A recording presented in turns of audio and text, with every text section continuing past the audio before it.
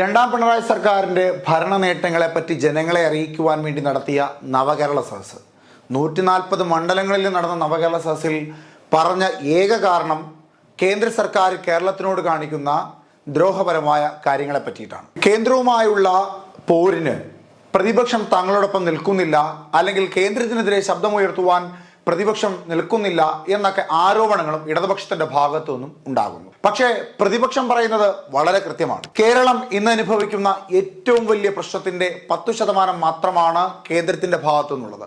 ബാക്കി 90% പ്രശ്നങ്ങളുടെയും മൂല കാരണം പിണറായി വിജയനും ഇടതുപക്ഷ സർക്കാരുമാണ്.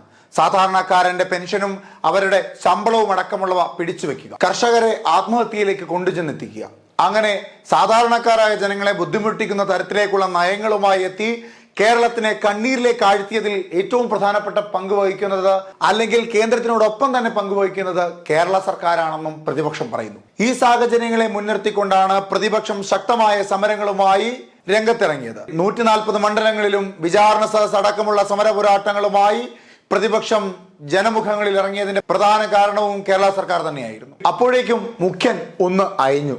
പ്രതിപക്ഷം കേന്ദ്രത്തിനെതിരെ പ്രതിരോധിക്കുവാനുള്ള ചർച്ചയ്ക്ക് തയ്യാറാകുന്നില്ല, ചർച്ചയ്ക്ക് വിളിക്കാൻ തങ്ങൾ തയ്യാറാണെന്നൊക്കെ പറയുന്നു.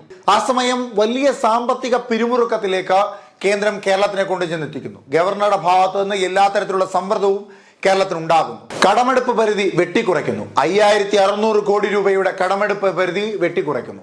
അങ്ങനെ ഏതൊക്കെ തരത്തിൽ സാമ്പത്തികപരമായും അല്ലാതെയും കേരള സർക്കാരിനെ ബുദ്ധിമുട്ടിക്കാമോ അത്തരത്തിലെല്ലാം കേന്ദ്രം ബുദ്ധിമുട്ടിക്കുന്നു. നിക്കക്കള്ളിയില്ലാതെ വന്നപ്പോൾ മുഖ്യമന്ത്രി പ്രതിപക്ഷത്തെ ചർച്ചയ്ക്ക് വിളിക്കുന്നു. പ്രതിപക്ഷ നേതാവ് വി ഡി സതീഷിനെയും ലീഗിന്റെ നേതാവ് പി കെ കുഞ്ഞാലിക്കുട്ടിയെയുമാണ് ചർച്ചയ്ക്ക് വിളിച്ചത്.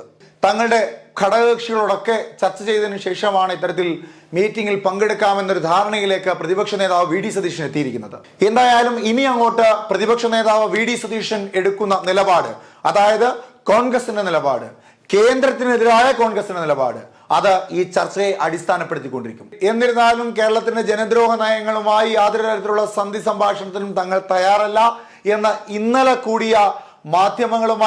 കൂടിയ ചർച്ചയിൽ പോലും അദ്ദേഹം വ്യക്തമാക്കി. തെരുവോരങ്ങളിൽ സമരത്തിനിറങ്ങിയ സാധാരണക്കാരായ പാർട്ടി പ്രവർത്തകരെ തല്ലിച്ചതച്ചതിനെതിരെ വരെ അദ്ദേഹം ശബ്ദമുയർത്തി. കേന്ദ്രത്തിനെതിരെ സംസാരിക്കുവാൻ കേരള സർക്കാരിനോടൊപ്പം പ്രതിപക്ഷ നേതാവ് അടക്കമുള്ള പ്രതിപക്ഷ പാർട്ടിയുടെ വൻനിരയുണ്ടായിരിക്കും.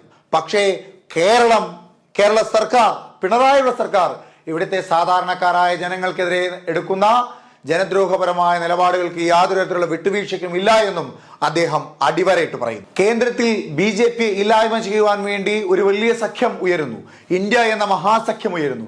അതേ മഹാസഖ്യം കേരളത്തിൽ ഉണ്ടാവില്ല എന്നും ഭരണപക്ഷവുമായി യാതൊരു തരത്തിലുള്ള ഒത്തുചേരലും തങ്ങൾ തയ്യാറല്ലെന്ന് പ്രതിപക്ഷം പറഞ്ഞപ്പോൾ ആ പ്രതിപക്ഷത്തിന്റെ സഹായം അഭ്യർത്ഥിച്ചുകൊണ്ട് കേരള മുഖ്യമന്ത്രി പ്രതിപക്ഷ നേതാവിനെ അടക്കമുള്ള നേതാക്കന്മാരെ വിളിച്ചു വരുത്തി ഒരു ചർച്ചയ്ക്ക് തയ്യാറാകുമ്പോൾ ഇന്ത്യ എന്ന മഹാസഖ്യത്തിന്റെ മറ്റൊരു രൂപമാണ് കേരളത്തിലും നടക്കുവാൻ പോകുന്നത് എന്ന് വേണമെങ്കിൽ പറയുവാൻ സാധിക്കും. ഇവിടെ കേന്ദ്രമാണ് കോൺഗ്രസിന്റെയും ഇടതുപക്ഷത്തിന്റെയും മുഖ്യ ശത്രു എന്ന് പ്രഖ്യാപിക്കുക കൂടി ചെയ്യുകയാണ് മുഖ്യമന്ത്രിയും പ്രതിപക്ഷ നേതാവ് വി ഡി സതീശനും. അടുത്ത ലോക്സഭാ തെരഞ്ഞെടുപ്പിൽ കേരളത്തിൽ ഏതെങ്കിലും ഒരു ലോക്സഭാ മണ്ഡലത്തിലേക്ക് ജയിച്ചു വരുവാൻ ആഗ്രഹിക്കുന്ന BJPക്ക് കനത്ത തിരിച്ചടിയായിരിക്കും. കേരളത്തിൽ കേന്ദ്രത്തിനെതിരായ വലിയ പ്രതിരോധം തീർക്കുവാൻ തയ്യാറെടുക്കുകയാണ് പ്രതിപക്ഷ നേതാവ് വി ഡി സതീശനും മുഖ്യമന്ത്രി പിണറായി വിജയനും.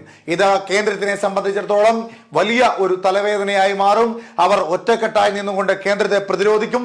പക്ഷേ എന്നിരുന്നാലും കേരള സർക്കാർ ജനങ്ങളോട് കാണിക്കുന്ന ജനദ്രോഹപരമായ നിലപാടുകളിൽ ശക്തമായ പ്രതിഷേധം അറിയിക്കുകയും ചെയ്യുന്നുണ്ട് കോൺഗ്രസ്.